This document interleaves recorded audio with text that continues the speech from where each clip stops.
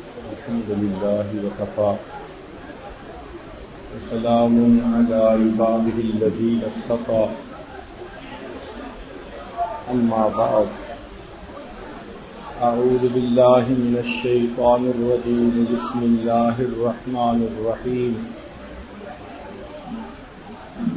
إن في ذلك لآيات لقوم يتفكرون سبحان ربك رب العزة عما يصفون وسلام على المرسلين والحمد لله رب العالمين اللهم صل على سيدنا محمد وعلى آل سيدنا محمد وبارك وسلم اللهم صل على سيدنا محمد وعلى آل سيدنا محمد وبارك وسلم اللهم صل على سيدنا محمد وعلى آل سيدنا محمد وبارك وسلم انسان کو اللہ رب العزت نے دو نعمتوں سے نوازا ہے، ایک دھڑکتا ہوا دل اور دوسرا پھڑکتا ہوا دماغ۔ یہ دھڑکتا ہوا دل انسان کے ایموشنز کا مقام ہے اور یہ پھڑکتا ہوا دماغ انسان کے خیالات کا مقام ہے۔ جو خیال انسان کے ذہن میں پروسیس ہوتا ہے یہ اس کی عقل کا کام ہے۔ جس طرح کمپیوٹر کے اندر میتھ کو پروسیسر ہوتا ہے کہ اگر کوئی ایکویشن ہو تو میتھ کو پروسیسر اس کو سالو کر کے واپس بھیج دیتا ہے، اسی طرح انسان کی باڈی میں یہ تھاٹ پروسیسر ہے جو اللہ نے بنایا ہوا ہے۔ آپ دماغ کو کوئی ایک خیال دے دیجئے، یہ اس کے اوپر تانا بانا بننا شروع کر دے گا اور ایک بات کی پوری کہانی نکال لے گا۔ چنانچہ اس عقل کی وجہ سے انسان اچھے اور برے کے درمیان ڈفرینشیٹ کر سکتا ہے، دوست اور دشمن کی تمیز کر سکتا ہے، جائز اور ناجائز کا پتہ لگا سکتا ہے اور بال کی کھال اتار سکتا ہے۔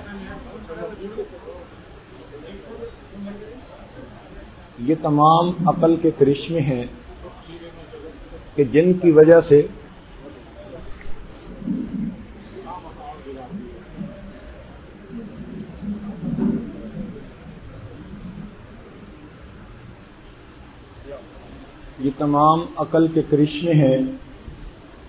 کی وجہ سے انسان دنیا میں کامیاب زندگی گزارنے کے لیے کوشش کرتا ہے۔ آپ ذرا شیر کی زندگی کو دیکھیں کہ وہ جنگل کا بادشاہ کہلاتا ہے مگر ساری زندگی کچا گوشت کھاتا ہے۔ انسان کو دیکھیں کہ گوشت کو کس طرح پروسیس کر کے کھانے بنا کے یہ استعمال میں لا رہا ہوتا ہے، کہیں پر steam roast, fried chicken, chicken nuggets, chicken jalfrezi, french fry, drumstick, chops, chapli kebab, barbecue. اگر سوپ دیکھیں تو چائنیز سوپ، کارن سوپ، پھر قیمہ مٹر، قیمہ کریلا، مرغ پلاؤ، مندی، بریانی۔ ایک مرتبہ فرانس میں ایک سیمینار کے اندر شرکت کا موقع ملا تو وہاں تقریباً 300 ڈیلیگیٹس تھے۔ انہوں نے ان تمام کے لیے ایک بڑے جانور کو ذبح کر کے اور اس کے پورے جسم کے اندر ایک سٹیل راڈ لگا کر اور روسٹ کر کے اس کو لٹکا دیا تھا۔ 350 آدمیوں میں سے جو چاہتا تھا جسم کے جس حصے کا گوشت چاہتا وہ وہیں سے کاٹ کے استعمال کرتا، ایک جیسی نمک مرچ سارے گوشت کے اندر تھی۔ ایسے بھی لوگ ہیں جو صرف ویجیٹیبل کی 100 سے زیادہ ڈشز بنا لیتے ہیں. تو یہ عقل کے کرشمے ہیں. انوویشن آتی ہے انسان کے اندر کہ وہ ایک چیز سے دوسری چیز تیسری چیز کو کرتا چلا جاتا ہے. چنانچہ عقل کی وجہ سے انسان جانوروں کو بھی سدھا لیتا ہے. اگر ہم اپنے پاسٹ میں دیکھیں تو پرانے وقتوں میں طوطا اور مینا کو بولنا سکھایا جاتا تھا اور یہ بڑی بات سمجھی جاتی تھی.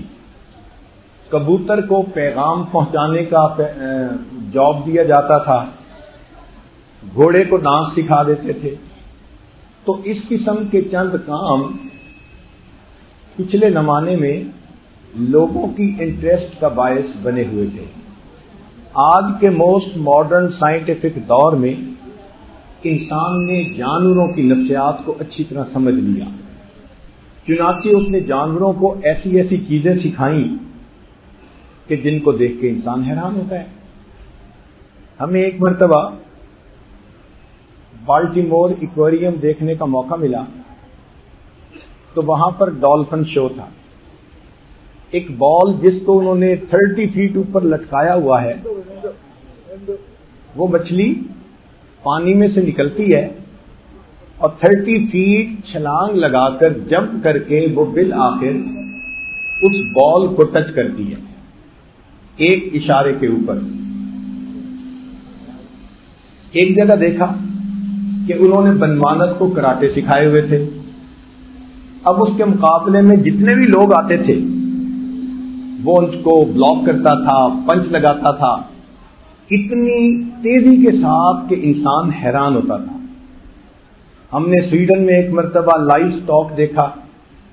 دودھ کا وقت تھا تو گائے کی 3 قطاریں لگی ہوئی تھیں اور وہ 3 قطاروں میں خود بخود آتی تھی اور ایک عورت ملکنگ مشین اٹیچ کر دیتی تھی اور جب ملک ختم ہو جاتا تھا تو گائے خود اس ملکنگ مشین کو ڈیٹیچ کر کے وہاں سے چلی جاتی تھی. پھر اگلی گائے خود آ کے کھڑی ہو جاتی تھی. اتنا ڈسپلن تھا ان جانوروں میں کہ انسان حیران رہ جاتا ہے کہ ان کو انسانوں نے کس طرح سے دھار لیا. ایک مرتبہ ہم اپنے بچوں کے ساتھ وزٹ پر تھے تو ہمارے گاڑی چلانے والے دوست نے کہا کہ حضرت بس ایک 5 فلیگ یہاں پر زو ہے جس کے اس وقت بند ہونے کا ٹائم ہو چکا اور بند ہوتے ہوتے وہ روزانہ ایک شو پیش کرتے ہیں جو جانوروں سے متعلق ہوتا ہے. تو اگر آپ اجازت دیں تو میں رک جاؤں. تو اس عاجز نے کہا کیا ضرورت ہے، چلو. چھوٹے بچے ساتھ تھے، انہوں نے انسسٹ کرنا شروع کر دیا ابو جی جانوروں کا ہی تو شو ہے. تو میں نے انہیں کہا ٹھیک. اور واقعی ہم بالکل ایگزٹ کے اوپر تھے. جیسے ایگزٹ لیا ودن 3 منٹس ہم اس زو کے دروازے پر تھے. ہم نے ایک عجیب منظر دیکھا. ایک ہاتھی کھڑا ہے اور اس کو انہوں نے ایک رسہ باندھا ہوا ہے جو موٹا بحری جہاز کا رسہ ہوتا ہے اور وہ رسہ معلوم نہیں کتنے 100 میٹر لمبا ہوگا. آئٹم یہ تھا کہ جتنے لوگ زو دیکھ کے اس وقت واپس جانے لگتے تھے وہ ان تمام کی ہاتھی کے ساتھ رسہ کشی کرواتے تھے. ہم تو گاڑی میں ہی بیٹھے رہے مگر ہم نے دیکھا دور کہ رسے کے ساتھ جتنے لوگ آئے ہوئے تھے، مرد عورتیں چھوٹے بڑے سب کے سب پکڑ کے کھڑے ہوئے اور جہاں تک نظر جاتی تھی ہمیں انسان نظر آتے تھے. ہزاروں میں تھے شاید وہ لوگ اور دوسری طرف اکیلا ہاتھی. اب جب آپس میں کمپٹیشن کا ٹائم آیا تو ایک بندے نے اعلان کیا کہ اب ہم رسہ کشی کروانے والے ہیں. آپ نے ہمت کر کے اس ہاتھی کو 13 سٹیپ پیچھے کھینچنا ہے. اگر آپ 13 سٹیپ اس کو بیک کر لیں گے تو آپ ون کر جائیں گے. اس کے بعد اس نے آواز دی اور مقابلہ شروع ہو گیا. سب لوگ خوب زور لگا رہے تھے हाथी एक स्टेप पीछे आया, दूसरा, तीसरा, हत्ता के 12 स्टेप पीछे आ गया। 12 स्टेप पीछे आने पर उन्होंने दोबारा ऐलान किया कि हिस्ट्री में आज तक कोई मजमा हाथी से विन नहीं कर सका यहां पर, लेकिन आज आप लोगों ने 12 स्टेप पीछे हटा लिया, एक स्टेप बाकी है, हिम्मत कर लीजिए। इस पर तो लोगों ने जोर लगाने की इंतहा कर दी। जब सब मैक्सिमम जोर लगा रहे थे, उस वक्त हाथी ने उन सबको घसीटना शुरू किया और लेकर चला गया। लगता यह था कि उन्होंने हाथी को ट्रेन ऐसे किया हुआ था कि तुम 12 स्टेप पीछे हो कि इनको एनकरेज कर देना, और जब ये खूब जोर लगाए तो फिर इनको, और ऐसे हाथी घसीट के ले जा रहा था जैसे तिनके के साथ चूंटियां लगी हुई हो और वो तिनके को लेके जा रहा। उस दिन पता चला, या अल्लाह, इस हाथी के अंदर कितनी ताकत होती है। हमने एक जगह पर हाथी का फुटबॉल मैच देखा। फुटबॉल भी खैर बड़े साइज का था, मगर वो सब के सब अपनी ट्रंक के साथ उसको हिट कर रहे थे, और बाकायदा दोनों तरफ गोल बने हुए थे, और गोल के अंदर भी एक हाथी खड़ा हुआ था कि गोल न कोई कर सके। हैरत की बात, हाथी का फुटबॉल में। और एक जगह पर हमने इससे भी ज्यादा अजीब चीज देखी कि एक हाथी को उन्होंने पेंटिंग सिखाई हुई थी। जो उस हाथी का निगरान था, वो उसको ब्रश पेंट के अंदर डाल के सूंड में पकड़ा देता था, और ट्रंक में पकड़ के वो हाथी इतने खूबसूरत तरीके से उसको शेड करता था कि at the end of the time वो इतनी खूबसूरत पेंटिंग बनती थी कि $100 की एक पेंटिंग मौके पर बिक रही थी। अब बताइए, हाथी और पेंटिंग और उसमें शेड का पता चलाना, या अल्लाह। लेकिन सिखाने वालों ने सिखा दिया। तो इंसान अकल की वजह से जानवरों को सिधा भी लेता है और जानवरों से बेहतर काम भी कर लेता है। आप अगर देखें तो जानवरों ने अपने लिए मौसमी बचाव के लिए घोंसले बनाए होते हैं। इंसान अपने लिए आज बिल्डिंग बनाता है। सर्दी गर्मी हर मौसम के बारे में उसके अंदर कंफर्ट मौजूद होती है। अगर ईगल तेज परवाज करता है तो इंसान ने उसके मुकाबले में प्लेन बना लिए जो कई कई 100 सवारियों को लेकर एक जगह से दूसरी जगह पहुंचा रहे होते हैं, और आवाज की रफ्तार से भी ज्यादा तेज तैयारे बना लिए। चीते की तेजी मशहूर थी, इंसान ने इसके मुकाबले में स्पीड रेस में जाने वाली गाड़ी बना ली। एक दफा हमारी बदकिस्मती समझें या किस्मत समझें कि हम फंस गए। एक जगह प्रोग्राम हुआ, दोस्त कहने लगे जी कि ये डॉक्टर साहब आपको घर ले जाएंगे। हम डॉक्टर साहब की गाड़ी में बैठे, हैरानी तो बड़ी हुई कि ये तो ऊंची होती है, ये नीची सी है, हमें क्या समझ इन बातों की। जब अंदर बैठ गए और डॉक्टर साहब ने चलाना शुरू किया, मीटर पर नजर पड़ी तो 250 किलोमीटर। मैंने कहा डॉक्टर साहब, कहने लगे हजरत ये रेसर गाड़ी है, ये विद इन ए मिनट अपनी स्पीड पे चली जाती है। हमने कहा भाई जरा नीचे लेके आओ। फिर उनको हमने स्पीड का पाबंद किया और 120 किलोमीटर पर कहा कि गाड़ी चलाओ। लेकिन या अल्लाह, 400 किलोमीटर पर वो गाड़ी ऐसे दौड़ती है कि अंदर बैठे बंदे को पता भी नहीं चलता कि गाड़ी बंद है या गाड़ी चल रही है। जानवर सामान उठाया करते थे। आज के दौर में इंसान ने बड़े ट्रक बना लिए, ट्रेलर बना लिए। टनों के हिसाब से वेट को एक जगह से दूसरी जगह मूव करना इंसान के लिए आसान काम है। अक्ल की वजह से इंसान जानवरों को सिधा भी लेता है, जानवरों से बेहतर काम भी कर लेता है, और जानवरों को अपने काबू में भी कर लेता है। सिर्फ एक मिसाल देकर ये आज अपने टॉपिक की तरफ आगे बढ़ेगा। फ्रूट के मौसम में एक छोटी सी फ्लाई होती है जिसको फ्रूट फ्लाई कहते हैं। ये फार्मर के लिए बिग न्यूसेंस होती है। क्यों?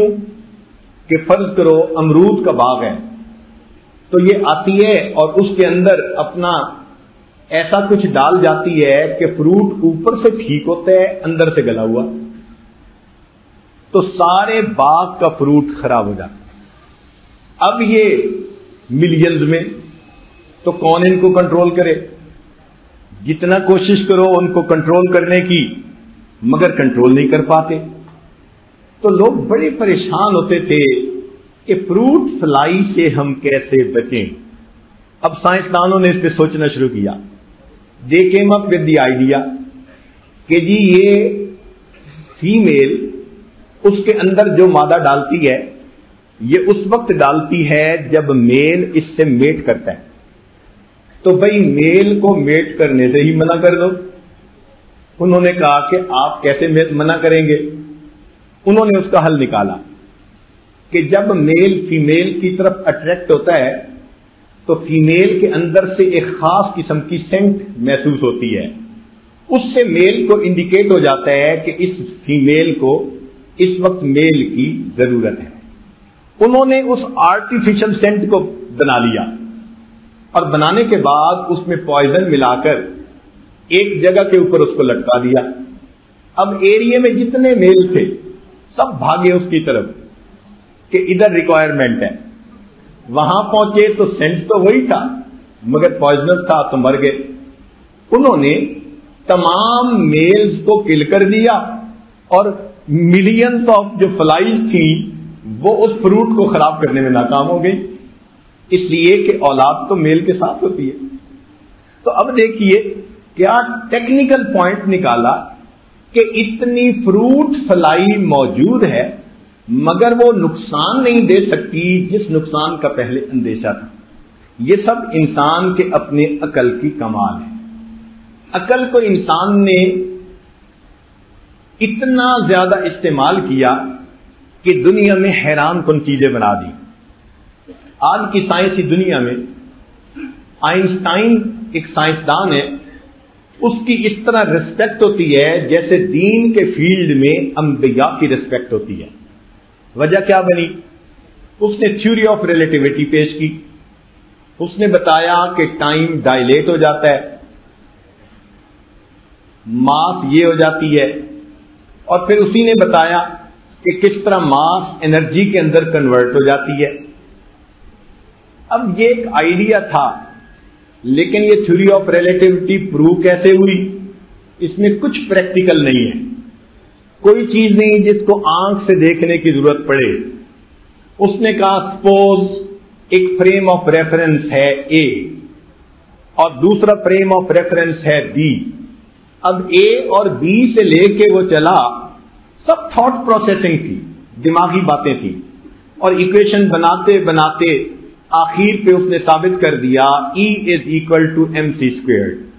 اب ایک ایسی ایکویشن اس نے بنا دی کہ جس نے دنیا کے سامنے ایک نئے چیپٹر کو کھول کے رکھ دیا.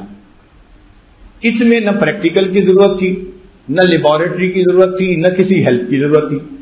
فقط ایک بندے کا کام ہے اور اس نے اپنے برین کو یوز کیا. تو برین کی پاور کو اگر یوز کریں تو ون کین میک ونڈرز کہ دوسرے لوگ اس کے اوپر حیران ہو جائیں. تاہم سوچ کے ہمیشہ دو انداز ہوتے ہیں. ایک انداز کو کہتے ہیں مثبت انداز اور دوسرے انداز کو کہتے ہیں منفی انداز.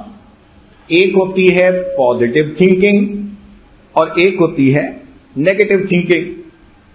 مثال کے طور پر میرے سامنے ایک گلاس پڑا ہے اور وہ آدھا پانی سے بھرا ہوا ہے. اب سوچنے کے دو انداز ہیں. کسی نے دیکھ کے کہا آدھا خالی ہے، اس نے ٹھیک کہا بٹ یہ نیگیٹو تھنکنگ کہلائے گی. اور دوسرے نے دیکھا تو خوش ہو گیا، ہاں آدھا بھرا ہوا ہے، اس نے بھی ٹھیک کہا. جس نے کہا آدھا بھرا ہوا ہے اس نے بھی ٹھیک کہا مگر اس نے مثبت طریقے سے سوچا. جس نے منہ بنا کے کہا آدھا خالی ہے اس نے بھی ٹھیک کہا مگر اس نے منفی طریقے سے سوچا. پھول کھلا ہوا تھا،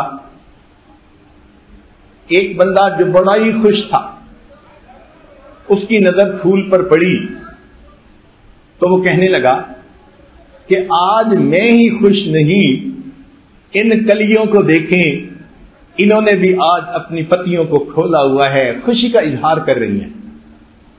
ایک صاحب گھر سے نکلے اور ذرا ڈپریسڈ کنڈیشن میں تھے، ان کی نظر اسی پھول پر پڑی تو انہوں نے شعر بنایا، آ ملے ہیں سینہ چاکانے چمن سے سینہ چاک، کہ میں بھی سینہ چاک تھا اور پھول کو دیکھو اس کا بھی سینہ چاک ہے، پتیاں کھلی ہوئی ہیں۔ پھول ایک ہی ہے، ایک کی پازیٹو تھنکنگ تھی، ایک کی نیگیٹو تھنکنگ۔ چنانچہ ایک ٹہنی تھی جس کے اوپر روزز بھی تھے اور کانٹے بھی تھے۔ اس کو دیکھ کر ایک بندے نے کمنٹ کیا، یار کیا بات ہے، جہاں روزز ہوتے ہیں وہیں کانٹے ہوتے ہیں۔ اب اس کو فرسٹریشن ہو رہی تھی کہ جہاں روزز ہوتے ہیں وہیں کانٹے ہوتے ہیں۔ تو دوسرے نے اس کو کہا کہ ہاں یہ سوچو کہ دنیا میں اگر کانٹے ہوتے ہیں تو ان کے ساتھ پھول بھی ہوتے ہیں۔ اب بات تو دونوں ایک ہی ہے، مگر ایک کو کہیں گے پازیٹو تھنکنگ اور دوسرے کو کہیں گے نیگیٹو تھنکنگ۔ چنانچہ دو آدمی قیدی تھے، ان کو تھوڑی دیر کے لیے ریلیز کیا گیا کہ ذرا باہر کی فریش ایئر لے لے۔ وہ چند منٹ باہر رہے، دوبارہ کمرے میں آئے، ایک دوسرے سے بات کرنے لگے، یار لگتا ہے باہر بارش ہوئی ہے۔ ایک نے پوچھا کیسے؟ اس نے کہا یار میری درخت پر نظر پڑی، پتے دھلے ہوئے تھے، پھول بہت خوبصورت چمک رہے تھے، پھل تھے۔ اس نے کہا کہ تم نے کیسے نتیجہ نکالا؟ اس نے کہا میں نے دیکھا زمین پہ کیچڑ سا بنا ہوا تھا، بہت مڈ بنی ہوئی تھی۔ اب دیکھیے بات دونوں نے ٹھیک کی ہے، مگر ایک کی نظر پھل اور پھول پر پڑی اور دوسرے کی نظر کیچڑ اور مڈ کے اوپر پڑی۔ ہمیشہ آپ دیکھیں گے انسانوں کی سوچ اسی طرح عدلتی بدلتی ہے، بات ایک ہی ہوتی ہے، ایک بندہ ایک اینگل سے دیکھ رہا ہوتا ہے اور دوسرا بندہ دوسرے اینگل سے دیکھ رہا ہوتا ہے۔ خوش ہوتا ہے تو پازیٹو تھنکنگ اور ناراض ہوتا ہے تو نیگیٹو تھنکنگ۔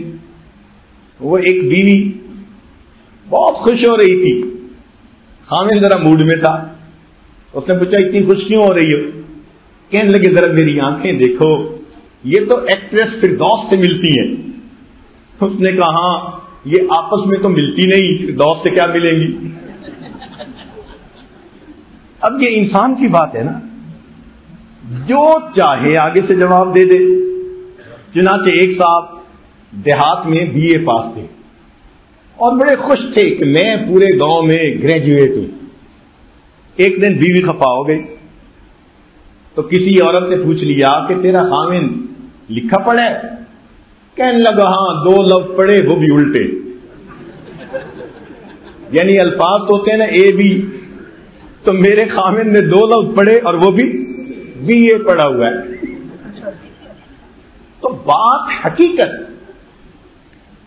کرنے کا انداز، اور انسان کیوں کرتا ہے اس کی جیسی سوچ ہوتی ہے ویسے اس کی تھنکنگ ہوتی ہے۔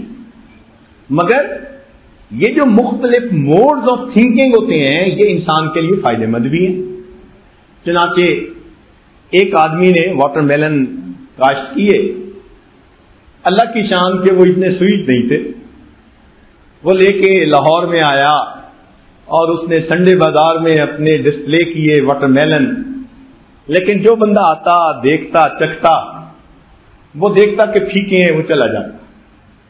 اب وہ بڑا پریشان بیٹھا ہوا ہے کہ وقت ختم ہو رہا ہے، سبزیاں لوگ خرید کے جا رہے ہیں، میرے واٹر میلن بک ہی نہیں رہے۔ تو اس نے پریشان ہونے کی بجائے سوچا کہ میں کیا کر سکتا ہوں۔ اس کے ذہن میں خیال آیا، چنانچہ وہ گیا اور پینٹر سے ایک بینر لکھوا کے لایا اور اس نے دکان کے اوپر ایک بینر لگا دیا۔ بینر کے لگتے ہی لوگوں کا رش پڑ گیا۔ بینر پر کیا لکھا ہوا تھا؟ لاہور کی تاریخ میں پہلی مرتبہ شوگر فری واٹر میلن۔ اب جس نے اسے پڑھا اس نے کہا ہاں میں ابو کے لیے لے کے جاتا ہوں، میں امی کے لیے لے کے جاتا ہوں۔ چنانچہ اس کے وہ واٹر میلن دگنی پرائس کے اوپر بکے۔ تو انسان کی سوچ کے مختلف اینگل ہوتے ہیں، یہ انسان کے اپنے اوپر منحصر ہے کہ وہ اس کو پازیٹو طریقے سے استعمال کرے یا نیگیٹو طریقے سے استعمال کرے۔ اسی لیے بات کرنے کا بھی انداز ہوتا ہے۔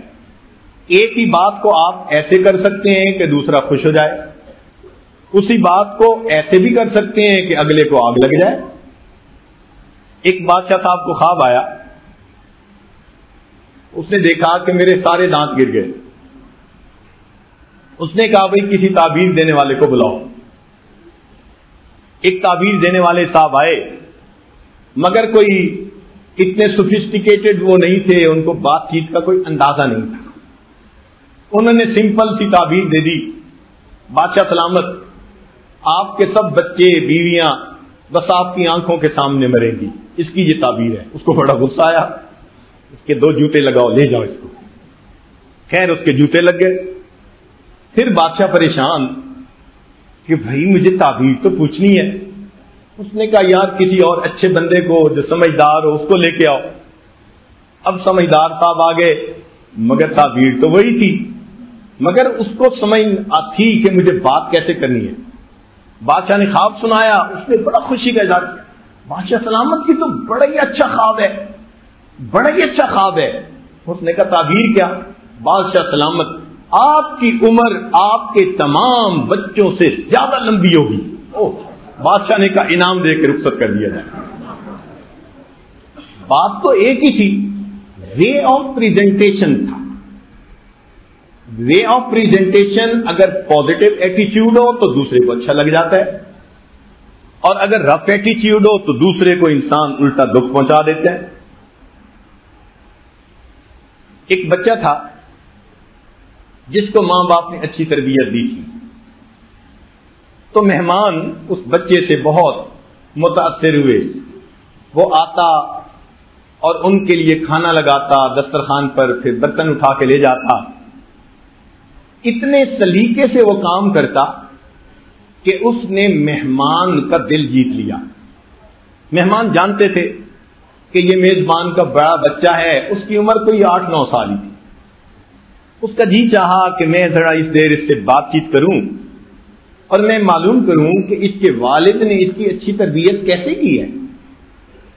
چنانچہ ایک دن اس نے آ کے کھانا لگایا، جانے لگا تو اس نے جلدی سے اس سے بات چھیڑی، بچے ذرا بات سنو، تم سب سے بڑے ہو۔ تو جب اس نے کہا نا کہ بچے تم سب سے بڑے ہو، تو وہ بچہ تھوڑا سا شرما کے پیچھے ہٹا، کہتے انکل سچی بات تو یہ ہے اللہ سب سے بڑے ہیں۔ انکل سچی بات تو یہ ہے اللہ سب سے بڑے ہیں، ہاں بہن بھائیوں میں میری عمر زیادہ ہے۔ اب دیکھیے بات تو وہی تھی، لیکن سوفسٹیکیشن ہے کہ وے آف پریزنٹیشن اس کا کتنا خوبصورت تھا۔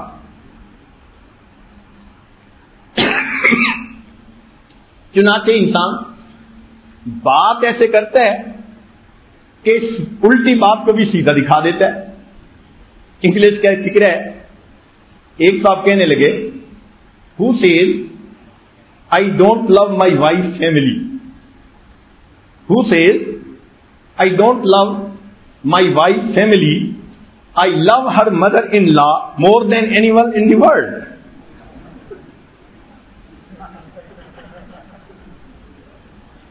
کون کہتا ہے کہ میں اپنی وائف کی فیملی سے محبت نہیں کرتا، مجھے اس کی ساس دنیا کی تمام عورتوں سے زیادہ عزیز ہے۔ اب الفاظ ہیں، لیکن اتنے خوبصورت الفاظ میں اس نے میسج لپیٹ دیا کہ بات بھی کر دی، دوسرے کو پتہ بھی اتنا نہیں چلا۔ تو یہ انسان کی عقل کے کمال ہے، مگر اصول کی بات یہ ہے کہ انسان کی شخصیت پر اس کی سوچ کا اثر ہوتا ہے۔ اگر وہ پازیٹو تھنکنگ رکھے تو اس کی پرسنالٹی اس حساب سے ڈیولپ ہوتی ہے، اور اگر نیگیٹو تھنکنگ رکھے تو اس کی پرسنالٹی کی ڈیولپمنٹ پھر اس حساب سے ہوتی ہے۔ مثال کے طور پر آپ ذرا غور کیجئے، مکھیاں 2 طرح کی ہوتی ہیں، ایک کہلاتی ہے شہد کی مکھی، اس کی سوچ پازیٹو،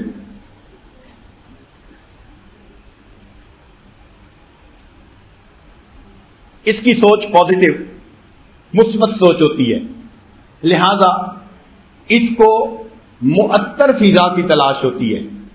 یہ آپ کو پھولوں کے پاس ملے گی، پھلوں کے باغ میں ملے گی، صاف ستھری جگہوں پر ملے گی، یہ وہاں سے نیکٹر حاصل کرے گی اور پھر آ کر ایک ترتیب کے ساتھ کام کرے گی اور پھر وہ چیز بنائے گی کہ جس کو ہم ہنی کہتے ہیں. اور ہنی اتنا ٹیسٹی ہوتا ہے کہ آج کل ایک دوسرے سے پیار کا اظہار کرنے کے لیے یورپ میں ایک دوسرے کو ہنی کہتے ہیں. اتنا تو یہ پیارا ہے نا اور ٹیسٹی ہوتا ہے کہ ایک سمبل بن گیا ہنی. چنانچہ ایک مکھی گندی مکھی کہلاتی ہے جو عام پھر رہی ہوتی ہے، اس کی سوچ گندی، اس کو گند کی تلاش ہوتی ہے. وہ آپ کو باغوں میں نہیں ملے گی، گھروں میں بھی بیت الخلاء میں ملے گی، جہاں کوڑے کا ڈبہ ہوگا وہاں ملے گی، جہاں کوئی روٹن چیز ہوگی وہاں ملے گی. اتنے خوبصورت جسم کو چھوڑ کر جہاں پھنسی اور پیپ ہوگی وہ وہاں ملے گی. سوچ گندی، اس کو گند کی تلاش، وہ ہر وقت اسی گند کی تلاش میں لگی ہوئی ہے. اب کہنے کو دونوں مکھی ہیں مگر ایک شہد کی مکھی، اس کی سوچ کتنی اعلیٰ، پھر اس کا پروڈکٹ کتنا اعلیٰ، اور گندی مکھی کی سوچ کتنی گندی اور اس کو تلاش کس گند کی. ایگزیکٹ اسی طرح جو پازیٹو تھنکنگ رکھنے والے لوگ ہوتے ہیں ان کی مثال ہنی بی کی مانند ہوتی ہے. وہ اچھے لوگ ہوتے ہیں، وہ اچھی سوچ رکھتے ہیں، انسانوں سے ملتے جلتے ہیں، ان میں اچھائیاں ڈھونڈتے ہیں، ان کو اس بندے میں بھی اچھائی نظر آتی ہے، اس میں بھی اچھائی، ان کی نظر میں سب اچھے ہوتے ہیں. وہ سب سے پیار کرتے ہیں، سب سے محبت کرتے ہیں، وہ سب کے لیے خیر کا ذریعہ بن جاتے ہیں اس لیے کہ سب سے حسن ظن رکھ رہے ہوتے ہیں. اور جن کی سوچ گندی ہوتی ہے، گندی مکھی کی طرح ان کو گند کی تلاش. کوئی بندے کا نام لے دیں وہ اسی میں 10 عیب نکال دیں گے. نہ ان کو دین والے پسند، نہ ان کو دنیا والے پسند، ہر چیز پہ آبجیکشن کرنا یہ ان کا محبوب مشغلہ ہوتا ہے. بلکہ ہر ایک سے بیزار، چھوٹوں سے بھی، بڑوں سے بھی، بیوی سے بھی، بچوں سے بھی. اور ہم نے تو دیکھا کئی مرتبہ اپنے آپ سے بھی بیزار، اپنے آپ کو بیٹھے گالیاں دے رہے ہوتے ہیں، ہوا کو گالیاں دے رہے ہوتے ہیں. یہ اصل میں ان کی تھنکنگ ہے جس نے ان کی پرسنالٹی ڈیولپمنٹ کو اچھا نہیں ہونے دیا. لہذا ان کو ہر چیز بری لگتی ہے. ہمیں ایک مرتبہ ایک مسئلہ ڈیل کرنے کا موقع آیا. ایک بڑی نیک خوبصورت دیندار بچی تھی، نیک گھرانے کی تھی، اور اس کی شادی بھی ایک نیک گھرانے میں ہوئی. لیکن بچہ جو تھا نا بس وہ نیگیٹو تھنکنگ والا تھا. اب کچھ عرصے کے بعد اس نے بیوی کو ٹف ٹائم دینا شروع کر دیا، بات نہیں کرتا، یہ نہیں کرتا. ہمیں بڑی حیرت ہوئی کہ جب دونوں طرف دینداری ہے تو درمیان میں مسئلہ تو نہیں ہونا چاہیے. ہم نے اس بچے کو بلایا، اس سے بات پوچھی، بھئی آفٹر آل وجہ کیا ہے کہ آپ کو یہ بیوی اچھی نہیں لگتی؟ کہنے لگا جی کیا کروں، بس جو کہتا ہوں وہی کرتی ہے. سبحان اللہ. یہ اس بیوی کا یعنی بڑا عیب تھا، اور جی جو کہتا ہوں بس وہی کرتی ہے. اب دیکھیں ہے تو یہ صفت کہ خامن جو کہے بیوی وہی کرے، مگر اس کی نظر میں یہ بھی عیب بن گیا. اگر انیشیٹو لے کے اپنا کام کرے اس کو وہ بھی اچھا نہیں لگتا. اور اس نے خامن کی طبیعت کو دیکھتے ہوئے کہا کہ نہیں جو کہیں گے میں وہی کروں گی، یہ بھی برا. تو بندہ جائے کہاں؟ تو انسان کی سوچ کا بالآخر اس کی پرسنالٹی کے اوپر اثر ہوتا ہے. اچھی سوچ والے بندے کو دنیا میں پریشانیاں آتی ہیں مگر وہ ان کو آرام سے سالو کر لیتا ہے، درگزر سے کام لیتا ہے، معافی سے، کسی سے معافی مانگ لیتا ہے، کسی کو معاف کر دیتا ہے، زندگی کی گاڑی سموتھ چلتی رہتی ہے. اور جو نیگیٹو تھنکنگ والا ہوتا ہے تو واہ، وہ تو بندہ ایسا ہوتا ہے ہر بات کا بتنگڑ بنا دینا اس کا محبوب مشغلہ ہوتا ہے. اس کی مثال یوں سمجھیے کہ ٹرین دو طرح کی ہوتی ہے. ایک ہوتی ہے ایکسپریس ٹرین، اکثر لوگ اس کے اوپر سوار ہونا پسند کرتے ہیں. وجہ کیا ہے کہ وہ چلتی ہے تو تیز سپیڈ کے ساتھ، راستے میں اسٹیشن چھوٹے چھوٹے آتے رہتے ہیں، وہ ہر اسٹیشن پہ کھڑی نہیں ہوتی. جب اسٹیشن آنے لگتا ہے نا، وہ تھوڑا سا سلو ڈاؤن ہوتی ہے اور اسٹیشن کراس کر کے پھر بھاگتی ہے. پھر اگلا اسٹیشن آ گیا، تھوڑا سا سلو ڈاؤن ہوئی، اسٹیشن کراس کر کے پھر بھاگی. تو وہ رکتی نہیں ہے، چند جگہوں پہ رکتی ہے، ایک آدھ جگہ پر، ورنہ منزل پہ تیزی سے پہنچا دیتی ہے. لوگ ڈبل پرائز پے کر کے ٹکٹ لیتے ہیں اور تھوڑے ٹائم میں منزل پہ پہنچنے کی وجہ سے ایکسپریس ٹرین پہ سفر کرنا پسند کرتے ہیں. ایک ہوتی ہے پیسنجر ٹرین. کسی کاروباری بندے کو کہہ دیں کہ جناب آپ ذرا بیٹھیے بمبے سے دہلی پیسنجر ٹرین میں اور آپ 3 دن میں پہنچ جائیں گے، آپ کو مفت ٹکٹ دیتے ہیں. کہے گا جی اپنی ٹکٹ اپنے پاس رکھیں. کون بندہ 3 دن کا ٹائم لگائے اور ہر اسٹیشن پہ کھڑا ہوتا ہوا جائے؟ تو معلوم ہوا کہ پیسنجر ٹرین پہ وہی سفر کرتا ہے جس کو تھوڑا سفر کرنا ہوتا ہے ایک اسٹیشن سے دوسرے اسٹیشن تک. لمبے سفر کرنے والے ان ٹرینوں کے اوپر سفر نہیں کیا کرتے، ان کے نزدیک وقت قیمتی ہوا کرتا ہے. انسان بھی 2 طرح کے، کچھ لوگ ہوتے ہیں ایکسپریس ٹرین کی طرح زندگی گزارنے والے. ان کو آبجیکٹو کلیئر ہوتا ہے، ان کو پتا ہوتا ہے کہ میں نے اپنی زندگی میں یہ آبجیکٹو اچیو کرنا ہے، یہ مقصد حاصل کرنا ہے.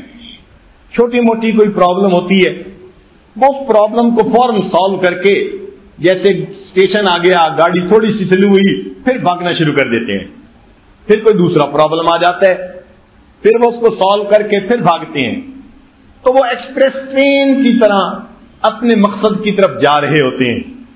اور کچھ لوگ ہوتے ہیں کہ اپنی ازدواجی زندگی کو پیسنجر ٹرین کی طرح. میں نے دیکھا سالن میں نمک ہی ٹھیک نہیں.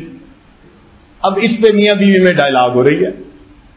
اب بتاؤ یہ کوئی بات ہے بھائی؟ کم ہے تو زیادہ کر لیں، زیادہ ہے تو کوئی دوسری چیز استعمال کر لیں. یہ کوئی لڑنے والی بات تو نہیں ہے نا. ایک دفعہ آپ انڈیکیٹ کر دیں گے تو دوسری دفعہ صحیح چیز بن جائے گی. مگر نہیں، دیکھیں مجھے گرم روٹی نہیں ملی، آج میں تیار ہو گیا اور دیکھو میری بیوی نے تیار ہونے کے 5 منٹ بعد کپڑے آئرن کر کے مجھے دیے. چھوٹی موٹی چیزیں ہیں. کبھی انسان کی طبیعت ٹھیک نہیں ہوتی، کبھی اس کا موڈ ٹھیک نہیں ہوتا، کبھی سستی بھی ہو جاتی ہے. یہ انسان کے ساتھ لگی ہوئی چیزیں ہیں.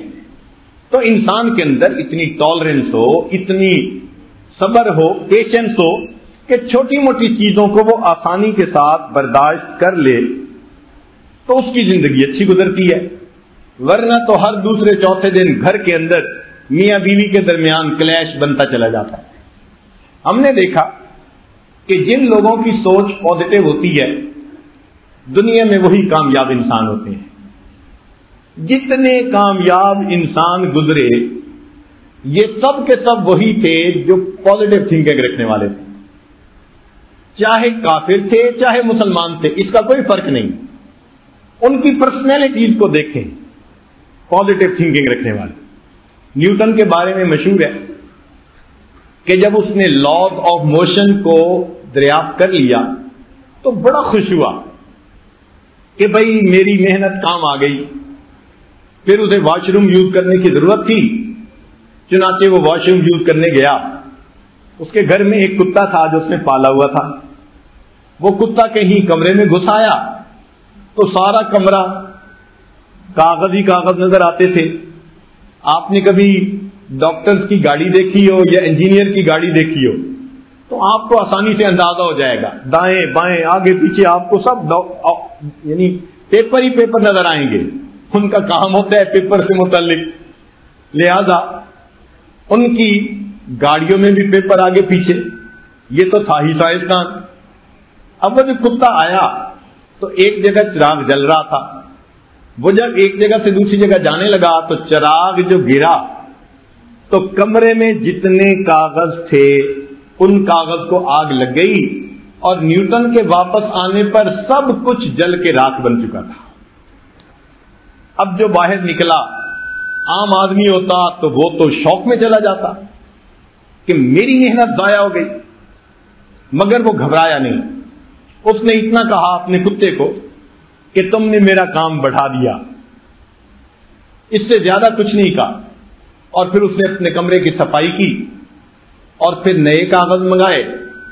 جو اس کے مائنڈ کے اندر میموریز تھی پرانی، اس نے ان کو ریپروڈیوس کرنا شروع کر دیا، اور ود ان نیکسٹ 1 year اس نے لاز آف موشنز کو دوبارہ ڈیولپ کر لیا.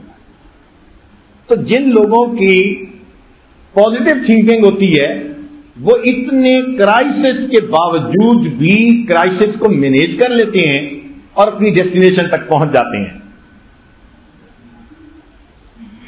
اٹلی کا ایک سائنسدان تھا، وہ چاہتا تھا کہ بھئی کپڑے کو سینے کے لیے ہاتھ سے سوئی استعمال کی جاتی ہے. جب ہاتھ سے کپڑے سیے جاتے تھے نا تو سوئی کے بیک سائڈ پر سوراخ ہوتا تھا، اس میں دھاگا ڈالا جاتا تھا اور عورتیں ہاتھ سے کپڑے سیتی تھی. اس نے سوچا کہ میں آٹومیٹک مشین بناؤں، لیکن مشین تو آٹومیٹک بن گئی.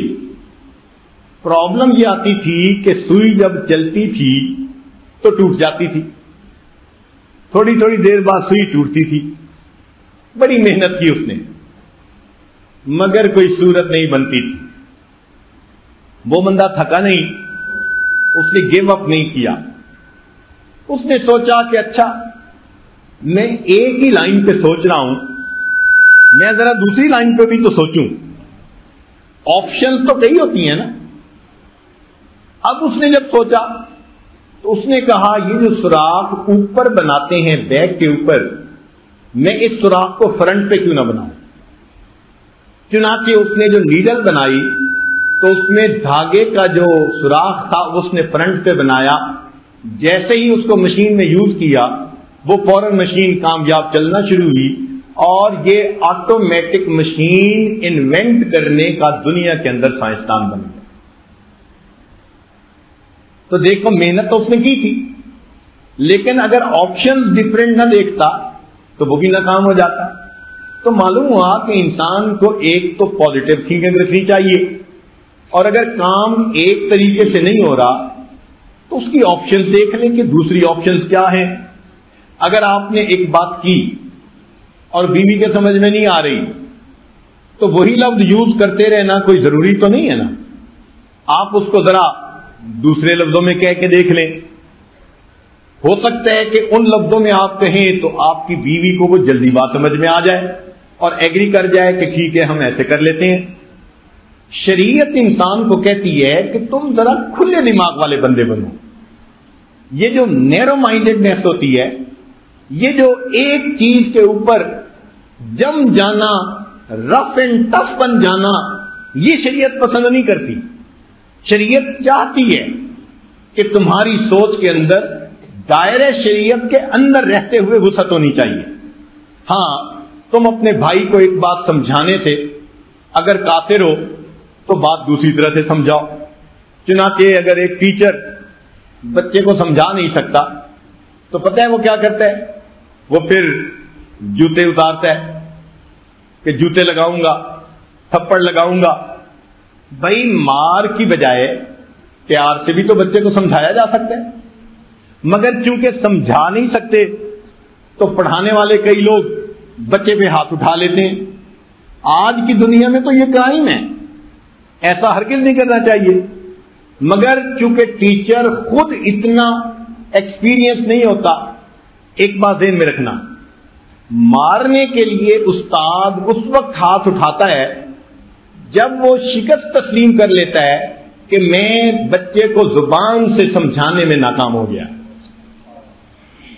جب ٹیچر نے شکست تسلیم کر لی کہ میں بچے کو زبان، میرے اندر اتنے گٹس نہیں ہیں کہ میں بچے کو زبان سے سمجھا سکوں، اب وہ ہاتھ اٹھانا شروع کر دیتا ہے. ورنہ تو بچے کو ذرا اچھے انداز سے سمجھائیں تو اگر ایک بات کو نہیں سمجھا تو وہ دوسری بات کو سمجھ لے گا. مثال دے کے سمجھائیں، کوئی ایکسپیرینس اس کو سنائیں. مگر ہم تو عادی بن گئے ہیں ایک بات کرنے کے، اگر وہ پوری نہیں ہوئی تو بس انسٹنٹینیسلی غصہ آ جاتا ہے. اور یہ غصہ انسان کی زندگی کی سب سے زیادہ نقصان دہ چیز ہوتی ہے. انسان کو اگر حیوان بنتے دیکھنا ہو تو غصے میں آتے ہوئے اسے دیکھ لو. وہی آدمی خوش تھا، کہکے لگا رہا تھا، ہنس رہا تھا، مسکرا رہا تھا، چہرے کے شگفتہ تھا، چہرے کے اوپر طمانینت تھی. وہی غصے میں آ گیا، ایسے اس کی آنکھیں، اس کا ایکسپریشن لگتا ہی نہیں کہ یہ انسان تھا. تو شریعت نے کہا پہلوان کون؟ صحابہ نے کہا جو دوسرے کو بچھاڑ دے. نبی علیہ السلام نے فرمایا نہیں، جو اپنے غصے کو قابو پا لے وہ انسان پہلوان ہوتا ہے. تو شریعت نے پسند کیا کہ انسان اپنے غصے پہ قابو پا لے. یاد رکھیں، سکسیسفل میرڈ لائف گزارنے کے لیے غصے کو قابو میں رکھنا یہ ایک بنیادی ضرورت ہوتی ہے. جن لوگوں کا غصہ قابو میں نہیں انہی کے گھر ٹوٹ جاتے ہیں. ایک نوجوان میرے پاس آیا، حضرت بس اچانک غصہ آ گیا اور میں نے غصے میں طلاق دے دی بیوی کو. میں نے کہا آج تک کوئی مثال دو کہ کسی نے خوش ہو کے بیوی کو طلاق دی ہو. بھئی دیتا تو غصے میں ہی ہے نا، مگر تم اتنے غصے میں آئے کیوں؟ چھوٹی چھوٹی باتوں پہ غصہ. کبھی کبھی تو اتنی چھوٹی باتیں کہ انسان حیران ہوتا ہے. چنانچہ ایک ملک میں ہمیں پتہ چلا کہ میاں اور بیوی دونوں PhD ڈاکٹر اور 23 سال زندگی گزارنے کے بعد ایک معمولی بات پہ ان کے درمیان سیپریشن ہو گئی. ہم نے جب سنا تو ہمیں حیرت ہوئی، یا اللہ 23 سال تو زندگی کا ایک بڑا حصہ ہوتا ہے. 23 سال اکٹھے رہے اور چھوٹی سی بات پہ الگ ہو گئے. بات بھی بھلا کیا تھی کہ میاں صاحب ایک دن اٹھے تو ان کی صبح صبح میٹنگ تھی. انہوں نے کہا اوہو میرے پاس تو ٹائم تھوڑا ہے، چلو میں ذرا ٹوتھ برش کر لوں، میں میٹنگ کے لیے چلا جاتا ہوں، ناشتہ بعد میں کروں گا. اب وہ جب ٹوتھ پیسٹ کرنے کے لیے آئے تو بچہ کوئی واش روم یوز کر رہا تھا، تو کچن میں چلے گئے. وہاں کے شیف پہ کھڑے ہو کے انہوں نے ٹوتھ برش کر لیا اور چلے گئے. جب بیوی صاحبہ گھر آئی اور انہوں نے دیکھا کہ کچن کے واش بیسن میں ٹوتھ برش کیا ہوا ہے، اس کو بڑا غصہ آیا. یہ میرا خاوند تو ذرا بھی سوفسٹیکیٹڈ نہیں ہے، اس کو ایٹیکیٹس نہیں آتے، اس کو اتنا بھی نہیں پتا کہ کچن کے واش بیسن میں ٹوتھ برش نہیں کرنا چاہیے. غصے میں جب خاوند چھٹی سے واپس آیا، آتے ہی اس نے مسئلہ چھیڑ دیا کہ آپ بہت رف ہیں اور ٹف ہیں اور فلاں ہیں اور ایٹیکیٹس نہیں ہیں. اس نے تھوڑا جسٹیفائی کرنے کی کوشش کی مگر بیوی تو قبول کرنے کے لیے تیار ہی نہیں تھی. وہ بات بڑھتی گئی، اتنا ڈائلاگ آپس میں بڑھا کہ بالآخر دونوں غصے میں آئے اور فیصلہ کر لیا کہ جی ہم ایک دوسرے سے الگ ہو جاتے ہیں، اور اس بات پر دونوں کے درمیان طلاق ہو گئی. جب میں نے سنا تو میں نے سنانے والے کو کہا مسکرا کے کہ ہاں مجھے بھی لگتا ہے کہ دونوں PhD تھے. تو وہ میری طرف دیکھتا ہے، کہتا ہے پیر صاحب مطلب کیا؟ میں نے کہا میرا مقصد ہے اردو کے PhD. کہنے لگے کیا مطلب؟ میں نے کہا PhD پھرا ہوا دماغ. بھئی ایسے بندے کو تو پھر اردو کا PhD کہنا چاہیے نا کہ پھرا ہوا دماغ ہے بیچارہ. اتنی سی بات پہ زندگی کا اتنا بڑا فیصلہ. مگر یہ سب غصے کے نقصانات ہیں کہ غصے کی وجہ سے انسان اتنے بڑے بڑے فیصلے کر پاتا ہے. اور اگر انسان کے اندر ٹالرنس ہو، پیشنس ہو، تو بہت کرائسس کے اندر سے بھی وہ گزر جایا کرتا ہے. چنانچہ کامیاب ازدواجی زندگی گزارنے کے لیے ٹالرنس کی اور پیشنس کی بہت ضرورت ہے. آپ کبھی درخت کو دیکھیں، ہم نے سرد ملکوں میں دیکھا ایک درخت پتے بھی ہیں، پھول بھی ہیں پھل بھی ہیں، بھرا ہوا ہے پھلوں سے. سردیاں شروع ہونے لگتی ہیں، پھل بھی ختم پھول بھی ختم، سارے پتے جھڑ جاتے ہیں، اور وہ درخت بالکل ایسے جیسے لکڑی گاڑی ہوئی ہوتی ہے. اس درخت کو پتا ہے میں پتوں سے محروم ہو گیا، پھولوں سے محروم ہو گیا، پھلوں سے محروم ہو گیا، اس لیے کہ موسم ناموافق آ گیا. اب مجھے اس ناموافق موسم میں صبر کے ساتھ ہر چیز کو برداشت کرنا ہے. وہ درخت کھڑا رہتا ہے، اس لکڑی نما درخت کے اوپر سنو پڑ رہی ہوتی ہے. جب چلڈ ایئر چلتی ہے تو -20 ڈگری سینٹی گریڈ کی ٹھنڈی ہوا اس کو لگ رہی ہوتی ہے، اور وہ درخت لکڑی کی طرح بالکل خاموش کھڑا رہتا ہے. 3 مہینے اس کو صبر دکھانا پڑتا ہے. 3 مہینے کے بعد نہ سنو رہتی ہے نہ چلڈ ایئر رہتی ہے، پھر بہار شروع ہوتی ہے، موسم نارمل ہو جاتا ہے. اسی لکڑی نما درخت میں سے پھر سپراؤٹنگ شروع ہو جاتی ہے، پھر اس میں سے ٹہنیاں نکل آتی ہیں، پتے نکل آتی ہیں. اسی درخت کو اللہ تعالیٰ پھر پھول دے دیتے ہیں، اسی درخت کو اللہ تعالیٰ پھر پھلوں سے لاد دیتے ہیں. تو ہم انسان ہیں، ہم اس درخت سے اتنا تو سمجھنے کی کوشش کریں. ایک بچی کی شادی ہوتی ہے تو ابتدا میں اس کو ان لاز کے اندر جا کے سیٹل ہونے میں کچھ پرابلم ہوتے ہیں. اب اس موقع پہ اگر اس کو ماں باپ یہی کہیں کہ بیٹی یہ نئی جگہ ہے، تم ان کے دلوں کو ون کرو، تمہیں تھوڑا سا ٹائم لگے گا، ہمبلنس اختیار کرو، خدمت کرو، محبت دو، پیار دو، اور اس بچی کو سمجھائیں کہ دیکھو ناموافق موسم میں درخت بھی تو اس طرح ہوتا ہے، اللہ اس کو بھی پھل دے دیتے ہیں. تمہارے ہاں بھی ماحول ناموافق ہے، تھوڑے دن صبر کے ساتھ گزارو، یہ سارے لوگ تم سے محبت کرنے لگ جائیں گے. ہم نے دیکھا کہ ابتدا میں ان لاز کو جو برا رویہ تھا وہ بچی کے صبر کی وجہ سے اتنا اچھا ہوتا ہے کہ گھر کے سارے ڈیسیژن وہ پھر اسی بہو کے ذمہ لگا دیتے ہیں. اور کئی جگہوں پہ دیکھا کہ ذرا سی بات پہ ادھر کے پیرنٹ ادھر کے پیرنٹ آپس میں الجھنا شروع ہو جاتے ہیں، چنانچہ نتیجہ یہ کہ بچوں میں طلاق ہو جاتی ہے. تو شریعت نے بتایا کہ سکسیسفل میرڈ لائف کے لیے ہمیں اپنے اندر پیشنس اور ٹالرنس پیدا کرنی ضروری ہے. اس کے بغیر زندگی کی گاڑی نہیں چلتی. جو لوگ انجینئرنگ سے واقف ہیں وہ جانتے ہیں کہ انجینئرنگ میں کلیئرنس ٹالرنس کے اصول ہوتے ہیں. اگر شیفٹ کا سائز اتنا تو بیرنگ کا سائز اتنا. اب بیرنگ میں اور شافٹ کے سائز میں کچھ 1000 کی کلیئرنس ہوتی ہے.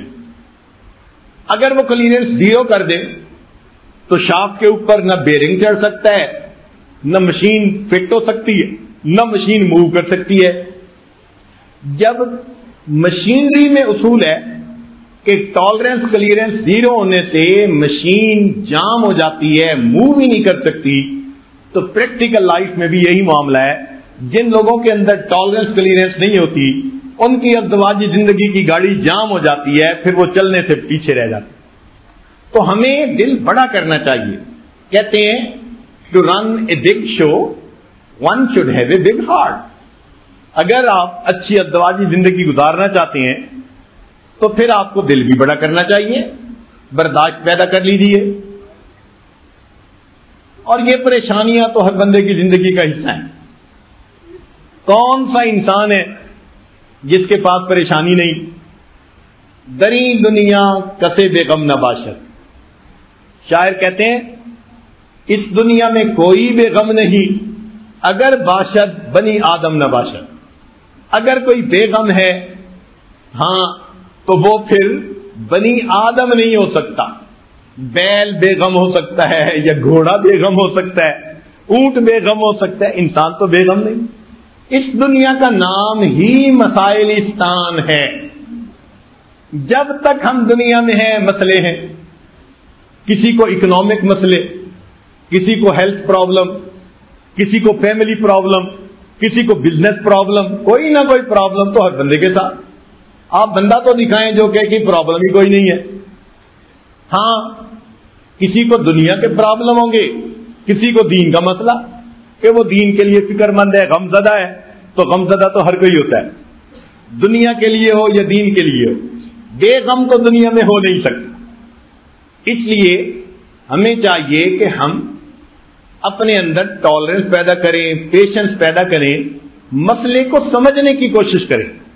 اگر ہم نے ایک بات کی اور دوسرا بندہ نہیں سمجھ پا رہا تو یہ اس بات کی دلیل ہے کہ ہم اس بات کو کسی اور انداز سے کریں تو وہ سمجھ جائے گا، یا اپنے آپ کو اس کے شوز میں ڈال کے ذرا سوچنے کی کوشش کریں میرا میسج یہ ریسیو کیوں نہیں کر رہا، تو آپ کو سمجھ لگ جائے گی کہ ریزن کیا ہے.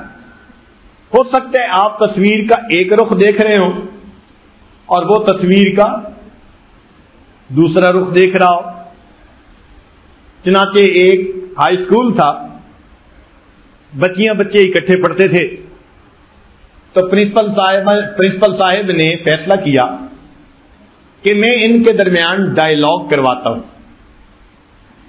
چنانچہ اس نے ایک محفل ارینج کی اور لڑکوں کو کہا کہ تم بھی ٹاپک پہ تیاری کرو، اور لڑکیوں کو کہا کہ بھئی تم بھی ٹاپک پہ تیاری کرو. ٹاپک کیا تھا؟ گاڈ کریٹڈ ایڈم بیفور ایو. اللہ تعالی نے آدم علیہ السلام کو اما حوا سے پہلے پیدا کیا، کیونکہ اب آگے دلائل دینے تھے. لڑکوں نے بڑی تیاری کی، خوب تیار ہو کے آئے، اور لڑکے کو پہلے موقع مل گیا. اب اس نے خوب تقریر کی جوش کے ساتھ، God created Adam before Eve because Adam was superior, Adam was strong, Adam was this and this. اس نے تو ایسی ایسی باتیں کی کہ سننے والے حیران ہو گئے کہ اب اس کے مقابلے میں تو کوئی بات کر ہی نہیں سکتے. اب باری آئی لڑکی کے بات کرنے کی، تو لوگ سوچ رہے تھے کہ یہ آگے سے کیا بات کرے گی، مگر لڑکی نے آ کے کہا God created Adam before Eve because there is always a rough sketch before the role model.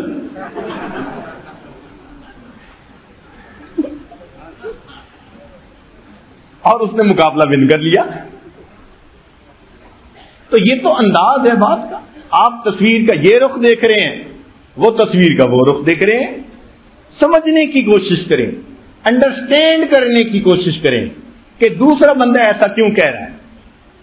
چنانچہ ایک کلاس ٹیچر نے ایک فقرہ لکھ دیا. اس نے لکھا a woman without her man is nothing. ایک فقرہ لکھ دیا، a woman without her man is nothing. اس نے بچوں کو کہا کہ بھئی تم اس میں آ کے پنکچویشن کرو، کوما لگاؤ. اب بچوں نے سوچا تو انہوں نے آ کے ایک کوما لگایا، a woman without her man comma is nothing. تو ان کا مقصد پورا ہو گیا اور وہ بڑے خوش ہو گئے کہ ہم نے اس فکرے کا ایسا معنی بنا دیا کہ اب تو کوئی دوسرا معنی ہو ہی نہیں سکتا. کیا؟ A woman without her man comma is nothing. اب لڑکیوں کو ٹیچر نے کہا بھئی تم بھی آؤ اور اس پہ کوئی کوما لگاؤ، فکرہ بناؤ. ایک لڑکی آئی اور اس نے آ کے دو کومے لگائے، a woman comma without her comma man is nothing.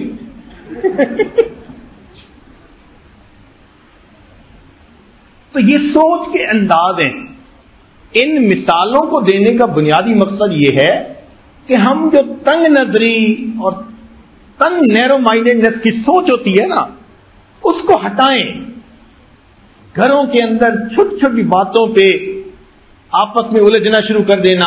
بھائی بھائی سے لڑ پڑتا ہے، بھائی بہن سے لڑ پڑتا ہے، پڑوسی پڑوسی سے. یہ کوئی اچھی عادتیں نہیں ہوتی. ایسے انسان کوئی معاشرے کا، سوسائٹی کا اچھا انسان نہیں کہلاتا.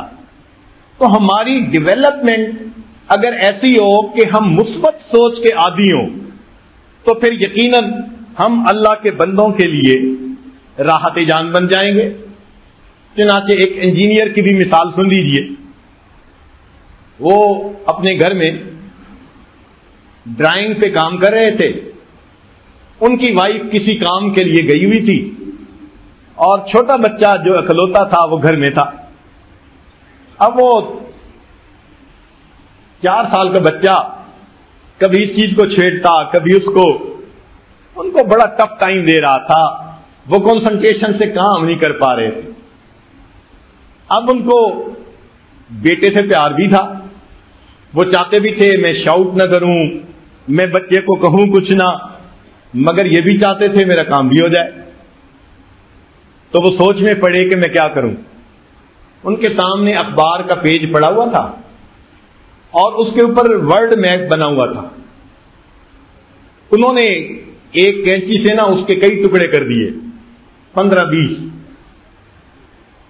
اور بچے کو بلایا اور کہا کہ بیٹا یہ ٹیپ ہے اور یہ کاغذ کے ٹکڑے ہیں. اگر تم اس ورلڈ میپ کو بالکل ٹھیک ٹھیک جوڑ کے لاؤ, میں تمہیں ونیلا آئس کریم لے کے کھلاؤں گا. اب بچے تو آئس کریم پہ قربان ہوتے ہیں, مگر شرط یہ ہے بیٹا کہ تم دوسرے کمرے میں جاؤ, سکون کے ساتھ بیٹھ کے اپنا کام کرو. اس نے کہا ٹھیک.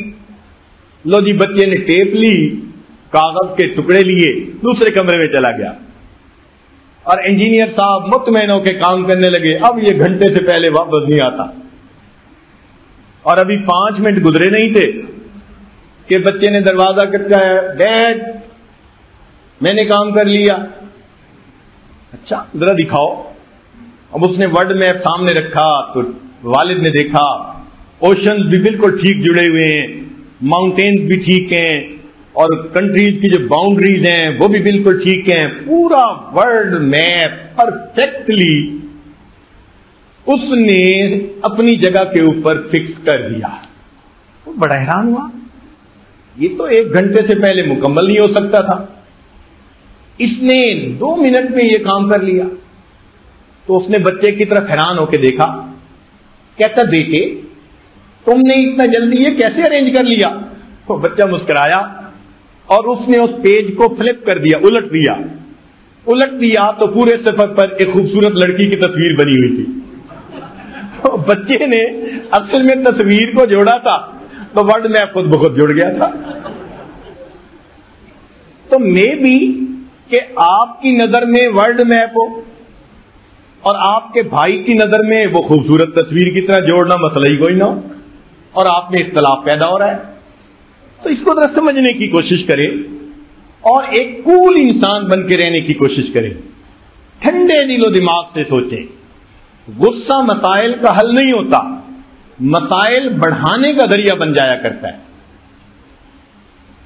جو اہل ظرف ہوتے ہیں وہ تو بڑی کرائسس کنڈیشن میں بھی غصے میں نہیں آیا کرتے. ہمبلنیس, پیشنس, کولنیس, وہ اتنے اچھے فیصلے کرتے ہیں کہ دوسرے بندوں کے دل جیت لیا کرتے ہیں. ایک اصول یاد رکھیں کہ مثبت انداز سے انسان کی پریشانیاں نظر نہیں آتی. ایک صاحب تھے تو بیوی بڑی زبان دراز تھی, بڑی جلی کٹی سناتی رہتی تھی. لوگ بھی حیران تھے کہ پتہ نہیں انہوں نے اس کو رکھا ہوا کیسے ہے. ایک صاحب نے پوچھ لیا, حضرت یہ ایسی زبان دراز عورت ہے, بدلحاظ عورت, بولنے کا سلیقہ نہیں, آپ اس کو فارغ کیوں نہیں کر دیتے؟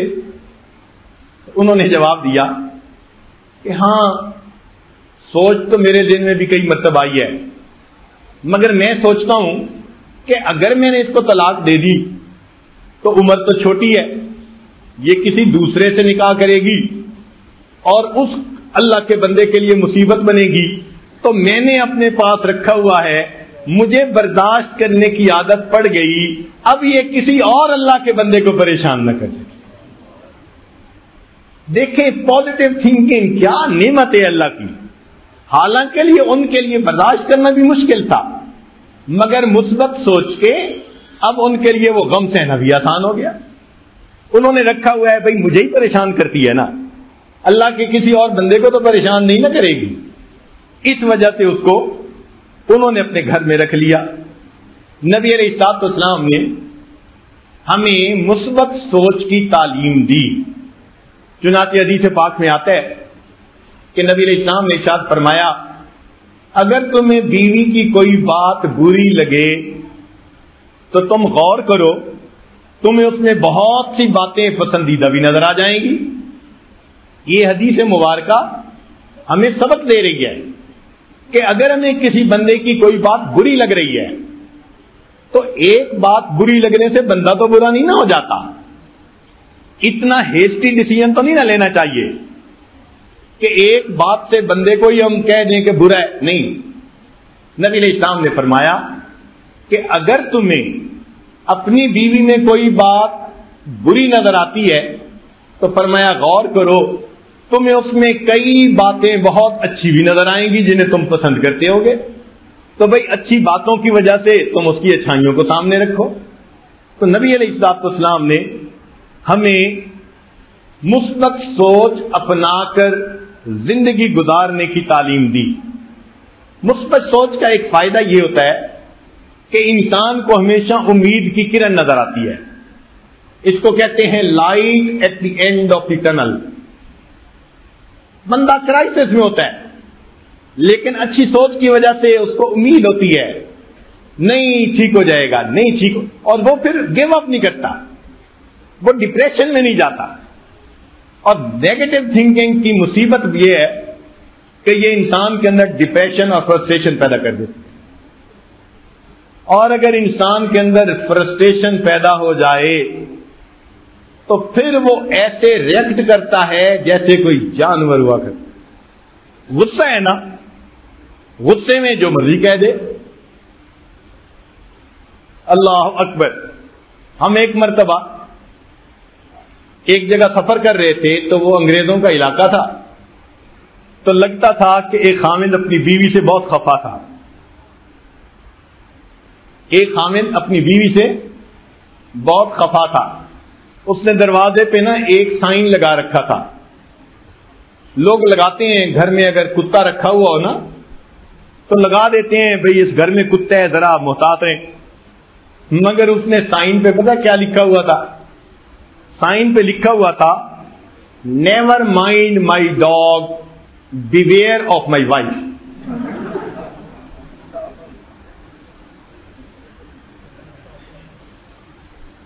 انسان ہے، فرسٹریشن میں آ کے وہ کچھ بھی کہہ دیتا ہے۔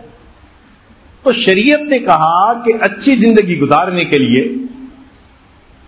مثبت اذہان اپناؤ اور منفی انداز سے اپنے آپ کو بچاؤ، کیونکہ منفی انداز سے ڈپریشن اور ڈپریشن سے مایوسی، اور شریعت نے کہا کہ مایوسی کفر کی مانند ہے۔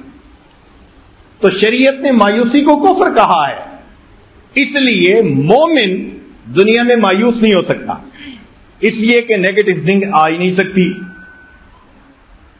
ہمیشہ اچھی سوچ رکھنے والے لوگ دنیا کے اندر کامیاب ہوتے ہیں، ہمیشہ یہ اصول ہے۔ اچھی سوچ رکھنے والے لوگ دنیا میں کامیاب ہوتے ہیں۔ چنانچہ بائبل میں بھی ایک واقعہ لکھا ہے اور قرآن مجید میں بھی اس کی طرف اشارہ ہے۔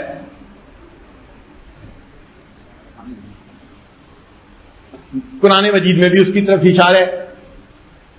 ایک پیغمبر علیہ الصلوۃ والسلام ذرا ایجڈ ہو گئے تھے، ان کا نام تھا طالوت علیہ الصلوۃ والسلام۔ ان کے ساتھ ایک نوجوان تھے، وہ اٹھتی جوانی تھی، وہ تھے داؤد علیہ الصلوۃ والسلام۔ ان کا مقابلہ ہوا ایک بڑے جابر بادشاہ کے ساتھ۔ وہ بادشاہ بڑا ہیوی بلڈ، باڈی کا ویل بلٹ تھا، بڑا اسٹرانگ تھا اور لڑنے میں بڑا مشہور تھا. تو کہتے ہیں کہ جب آمنے سامنے آئے تو یہ بائبل کے الفاظ ہیں کہ طالوت علیہ السلام نے اس کو دیکھا تو دیکھ کے کہنے لگے oh it's very difficult to kill him because he is very big. انہوں نے کہا it's very difficult to kill him because he is very big. اور اتنے میں داؤد علیہ السلام آ گئے، وہ نوجوان تھے.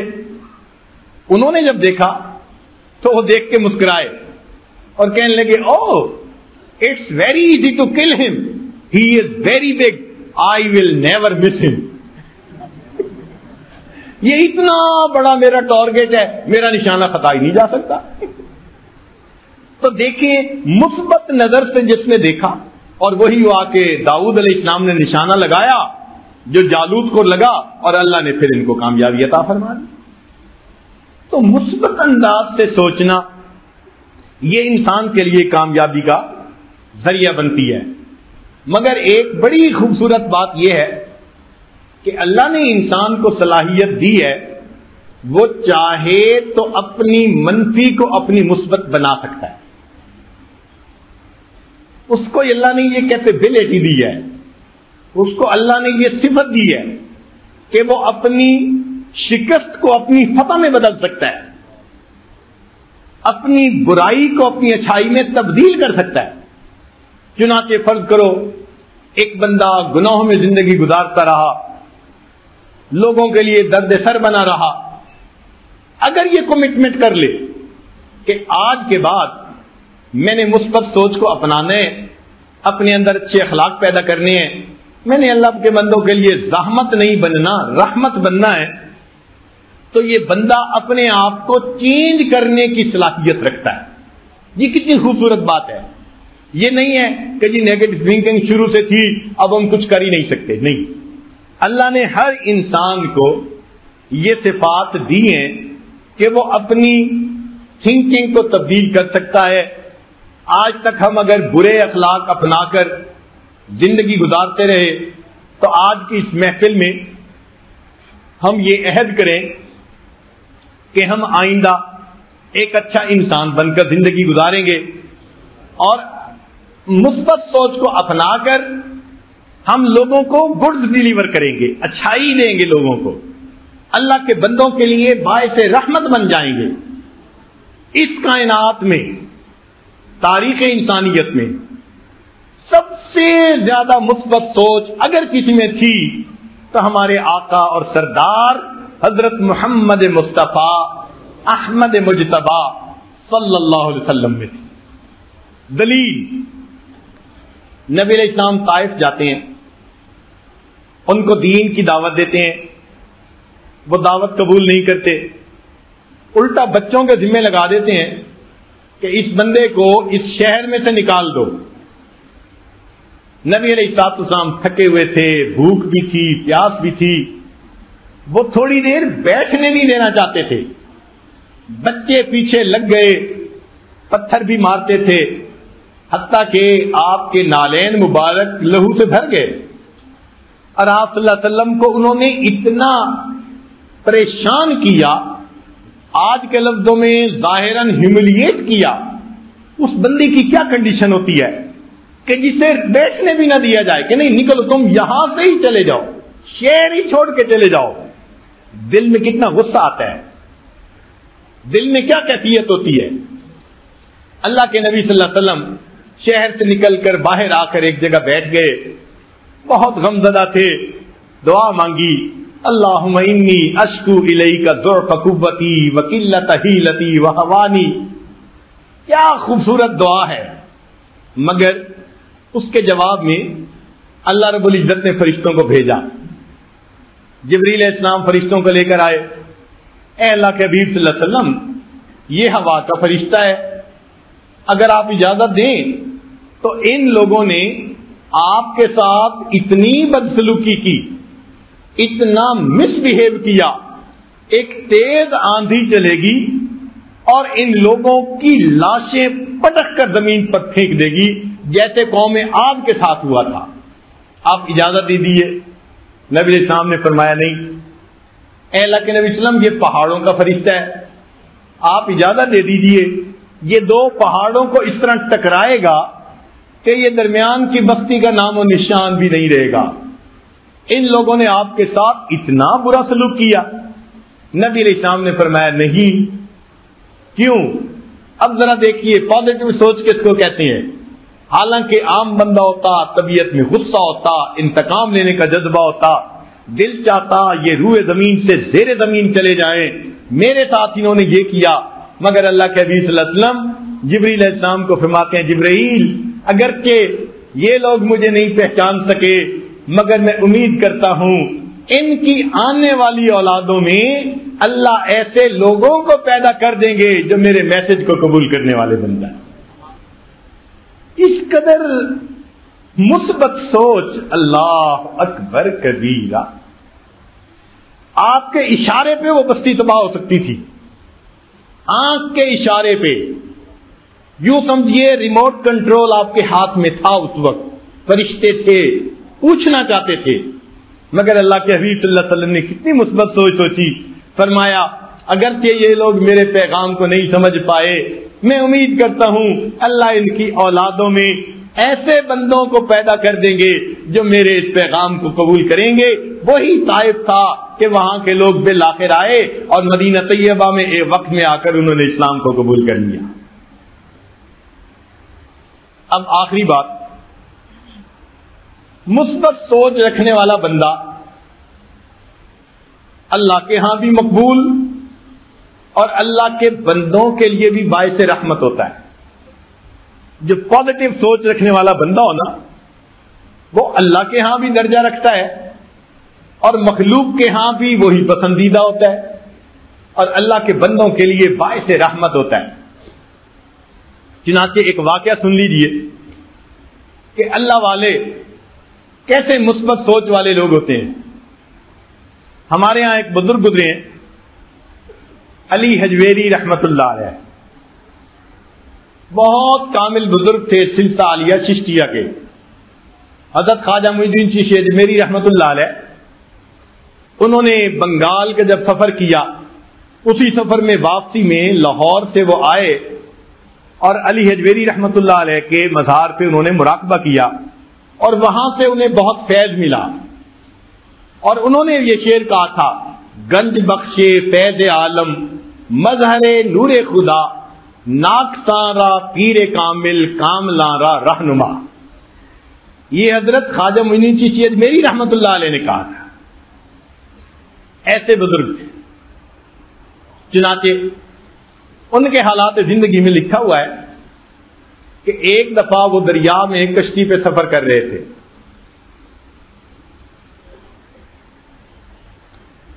اس میں بہت سارے مرد عورتیں بھی تھے، بچے بھی تھے اور حضرت بھی سفر کر رہے تھے. دریا میں سفر کرتے ہوئے کئی مرتبہ ذرا تیز ہوا چل رہی ہوتی ہے نا تو جن لوگوں کے سر پہ ٹوپی ہو نا تو وہ ٹوپی اڑ جانے کا خطرہ رہتا ہے.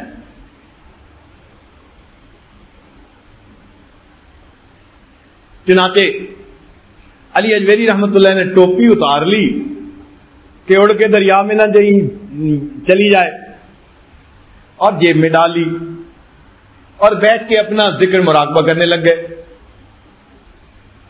اب انہوں نے اپنے سر کی شیو کروائی تھی ایک دن پہلے اور ٹینڈ تھی اور جب سر شیو کروائے نا تو سر بڑا ملائم نظر آتا ہے. اب وہ بیٹھے ہوئے تھے تو ایک بچہ قریب سے گزرا اور اس بچے نے نا سر پہ ہاتھ لگایا. اس کو بڑا نرم نرم نظر آیا. اس نے جا کے دوسرے کو بتایا. وہ دوسرا بچہ آ گیا، اس نے آ کے ہاتھ لگایا. تیسرا بچہ شرارتی تھا، چنانچہ وہ آیا اور اس نے آ کے ہاتھ لگانے کے لیے دھپی لگا دی. پھر ایک اور بچہ آیا، اس نے ایک اور دھپی لگا دی. اچھا اب یہ تماشا بن گیا. ساری کشتی کے مرد عورتیں جب ان کو کوئی آ کے دھپی مارتا نا تو کھل کھلا کے ہنستے اور یہ اللہ کے نیک بندے خاموش بیٹھے ہوئے ہیں. پورے کشتی کے اندر طوفان بدتمیزی بپا تھا. کوئی ماں باپ بچوں کو روک نہیں رہا تھا, وہ انجوائے کر رہے تھے. فقیر سا بندہ ہے اور بچے اس کے ساتھ شرارتیں کر رہے ہیں اور سب ہنس رہے ہیں.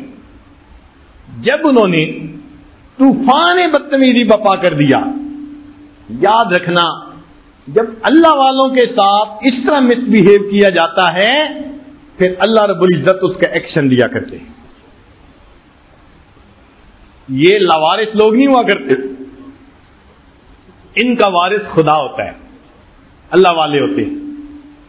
چنانچہ اللہ رب العزت نے الہام فرمایا, میرے پیارے تیرا اتنا صبر کہ تیرے ساتھ یہ بدتمیزی کر رہے ہیں اور آپ اتنے صبر کے ساتھ بیٹھے ہوئے ہیں, کوئی ریئیکٹ بھی نہیں کر رہے. تو الہام ہوا کہ اے میرے پیارے, اگر تو کہے تو میں اس کشتی کو الٹ دوں اور جتنے لوگ کشتی میں سوار ہیں ان سب کو پانی میں غرق کر دوں. جیسے ہی دل میں یہ الہام ہوا تو انہوں نے اسی وقت دعا کے لیے ہاتھ اٹھائے, اللہ اگر آپ کشتی کو الٹنا ہی چاہتے ہیں ان سب لوگوں کے دلوں کی کشتی کو الٹ کے ان کو نیک بنا دیجئے. دعا قبول ہوئی. کہتے ہیں کشتی میں جتنے لوگ تھے ان کو موت سے پہلے اللہ نے اس دنیا میں ولایت کا مقام عطا فرمایا. اس کو مثبت سوچ کہتے ہیں. اللہ آپ نے کشتی الٹنی ہے تو پھر دل کی کشتی الٹے نا, ان کو نیک بنا دیجئے نا. نشہ پلا کے گرانا تو سب کو آتا ہے, مزہ تو تب ہے کہ گرتوں کو تھام لے سا. آج تک ہم منفی سوچ کے ذریعے اللہ کے بندوں کے لیے وبال جان بنے.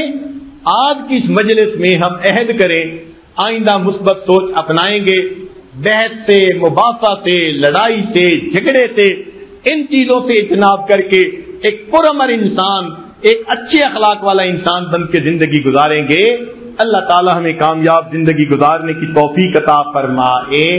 وآخر دعوانا ان الحمد للہ رب العالمین. دعا سے پہلے تھوڑی دیر کے لیے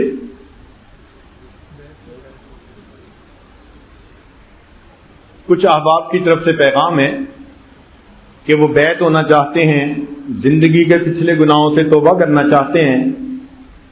تو دل میں یہ نیت کر لیجئے کہ ہم اس وقت پچھلے گناہوں سے سچی پکی توبہ کر رہے ہیں, آئندہ نیکوکاری کی زندگی گزارنے کا دل میں ارادہ کر رہے ہیں. جیسی نیت ہوتی ہے ویسی مراد مل جاتی ہے. نیت کیجئے اللہ ہمیں آئندہ سچی اور سچی زندگی گزارنے کی توفیق عطا فرما. الحمدللہ وکفا وسلام علی عبادہ الذین اصطفی. اما بعد, یہ کلمات ذرا پیچھے پیچھے پڑھتے جائیے. بسم اللہ الرحمن الرحیم. لا الہ الا اللہ محمد الرسول اللہ. آمنت باللہ وملائکتہ وکتبہ ورسلہ والیوم الآخر والقدر خیرہ وشرہ من اللہ تعالی والبعث بعد الموت. آمنت باللہ کما ہوا باسمائہ وصفاتہ وقبلت جمیع احکامہ اقرار باللسان وتصدیق بالقلب. اشہد ان لا الہ الا اللہ واشہد ان محمدا عبدہ ورسولہ. استغفر اللہ ربی من کل ذنب واتوب الیہ برحمتک یا ارحم الراحمین. ان کلمات کو پڑھنے سے آپ بیعت ہو چکے ہیں. چند معاملات سن لیجیے. 100 مرتبہ درود شریف صبح و شام, اللهم صل على سيدنا محمد وعلى آل سيدنا محمد وبارك وسلم. 100 مرتبہ استغفار، استغفر اللہ ربی من کل ذنب واتوب الیہ. قرآن مجید کی تلاوت. چوتھا، چلتے پھرتے لیٹے بیٹھے ہر وقت دل میں اللہ تعالیٰ کا دھیان. دست بکار دل بیار، ہاتھ کام کاج میں مشغول، دل اللہ کی یاد میں مشغول. انسان کی کیفیت ایسی ہو کہ ہر وقت دل میں اللہ تعالیٰ کی یاد ہو. آج کل کمپیوٹر کا زمانہ ہے اور کمپیوٹر کی مثالیں ذرا بچوں کو جلدی سمجھ میں آتی ہیں. تو اس کی ایک مثال سمجھ لیجئے کہ ایک پروگرام ہے جس کو کہتے ہیں ونڈوز. آپ جب بھی کوئی کمپیوٹر خریدیں تو اس میں یہ پری انسٹالڈ کیا ہوا ہوتا ہے. آپ اوپن کریں تو ونڈوز پروگرام فوراً اوپن ہو جاتا ہے. یہ پروگرام سینکڑوں اور پروگراموں کو سپورٹ کرتا ہے. آپ اگر فرض کرو گرافکس پہ کام کرنا چاہتے ہیں تو کورل ڈرا کا پروگرام آپ کھولیں اور اس پہ کام کرنا شروع کر دیں، مگر بیک گراؤنڈ میں ونڈوز پروگرام چلتا رہے گا. پھر آپ کوئی ٹیکسٹ کا کام کرنا ہے تو اس کو بند کر کے آپ آفس کا پروگرام کھول لیں اور اس کے اوپر شروع کریں کام، بیک پہ ونڈوز کا پروگرام چلتا رہے گا. پھر آپ اگر کوئی ڈیٹا بیس کا کام کرنا چاہتے ہیں آپ اس پروگرام کو کھولیں اور بیک پہ ونڈوز کا پروگرام چلتا رہے گا. تو آپ ہزاروں پروگرام کھول کے باری باری ان پہ کام کر سکتے ہیں، بیک پہ ونڈوز کا پروگرام چلتا رہے گا. بالکل یہی مثال اللہ کی یاد ہماری زندگی کا ونڈوز پروگرام ہے. اللہ تعالیٰ فرماتے ہیں میرے بندے کھانا کھانا چاہتا ہے تم دسترخوان کا پروگرام کھولو کھاؤ، مگر اللہ کی یاد کے ساتھ. تم بیوی کے ساتھ وقت گزارنا چاہتے ہو، بہت اچھا، تم میاں بیوی اپنا پروگرام کرو مگر اللہ کی یاد کے ساتھ. تم بزنس پہ جانا چاہتے ہو، تم اپنے بزنس کا دروازہ کھولو کرو بزنس مگر اللہ کی یاد کے ساتھ. تو انسان کی پوری زندگی اللہ کی یاد کے ساتھ گزرنی چاہیے. اس کے ہاتھ کام میں اور اس کا دل اللہ تعالیٰ کی یاد میں لگا ہوا. جس کو یہ چیز نصیب ہو گئی وہ انسان کی پوری زندگی عبادت بن جاتی ہے.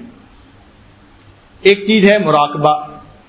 اس کا طریقہ یہ ہے کہ انسان ساری دنیا کے خیالات سے ہٹ کٹ کے تھوڑی دیر کے لیے اللہ کی طرف متوجہ ہو کر بیٹھ جائے، ظاہر کی آنکھوں کو بند کر لے، من کی آنکھوں کو کھول لے اور یہ سوچے کہ اللہ رب العزت کی رحمت آ رہی ہے، دل میں سما رہی ہے، دل کی ظلمت اور سیاہی دور ہو رہی ہے اور دل اللہ اللہ اللہ یہ دل کہہ رہا ہے. 10-15 منٹ کا مراقبہ انسان کے دل کو منور کر دیتا ہے. اس کی مثال یوں سمجھیں کہ آپ سیل فون روز یوز کرتے ہیں تو اس کی بیٹری ڈاؤن ہو جاتی ہے، تو شام کو آپ اس کو ریچارج کر لیتے ہیں، وہ پھر چارج ہو جاتی ہے. پھر اگلے دن ڈاؤن ہوتی ہے، پھر آپ چارج کر لیتے ہیں. اگر آپ 1-2 دن اس کو چارج کرنا بھول جائیں تو بیٹری فلیٹ ہو جاتی ہے، کمیونیکیشن ختم، آن ہی نہیں ہوتا. یہی مثال ہے، ہم سارا دن لوگوں کے ساتھ انٹریکٹ کرتے ہیں تو ہماری دل کی جو فیلنگز کی بیٹری ہے وہ بھی ڈاؤن ہو جاتی ہے. تو ہمیں اس کو چارج کرنے کے لیے یہ مراقبہ کرنا ہے. مراقبہ کیا ہے؟ دل کی تار کو اللہ کے ساتھ جوڑنا کہ اللہ کی رحمت آ رہی ہے، دل میں سما رہی ہے، دل کی ظلمت سیاہی کو دور کر رہی ہے، دل اللہ اللہ اللہ، تو ادھر سے نور آتا ہے اور اس بیٹری کو پھر چارج کر دیتا ہے. اگر روزانہ چارج کرتے رہیں تو سکسیسفل کمیونیکیشن ہوتی رہے گی. مراقبہ کرنا چھوڑ دیں تو بیٹری فلیٹ ہو جائے گی، پھر کبھی اس سے الجھ رہے ہوں گے، کبھی اس کے ساتھ، اور ہم مسئلے بنا رہے. تو یہ مراقبے کا کرنا انسان کی طبیعت میں سافٹنس پیدا کر دیتا ہے، غصہ کنٹرول ہو جاتا ہے، شہوت کنٹرول ہو جاتی ہے، انسان ایک ڈسپلن انسان بن جاتا ہے. تو ان معاملات کو آپ کیجئے. اب تھوڑی دیر کے لیے ہم اس کی مشق کر لیں. جہاں بیٹھے ہیں یا کھڑے ہیں آپ حضرات صرف ظاہر کی آنکھوں کو بند کر لیں اور من کی آنکھوں کو کھول لیں. تھوڑی دیر کے لیے اپنے دل کی طرف دھیان کریں. اپنے من میں ڈوب کر پا جا سراغ زندگی، تو اگر میرا نہیں بنتا نہ بن اپنا تو بن، من کی دنیا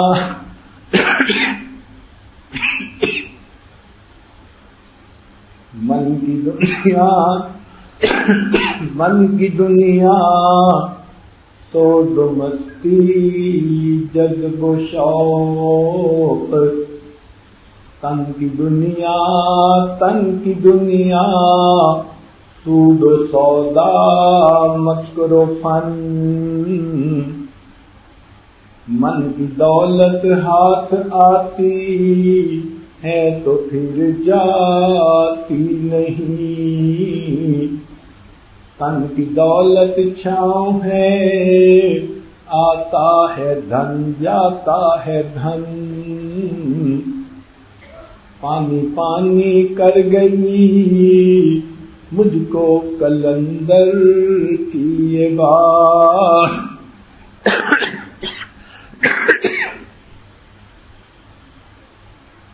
تو جھکا جب غیر کے آگے نہ تن تیرا نہ من،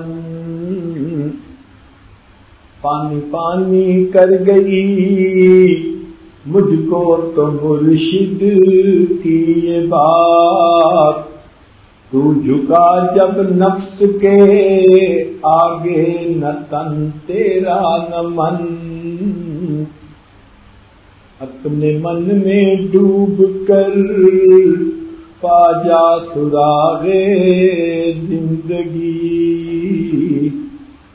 تو اگر میرا نہیں بنتا نہ بن اپنا تو بن،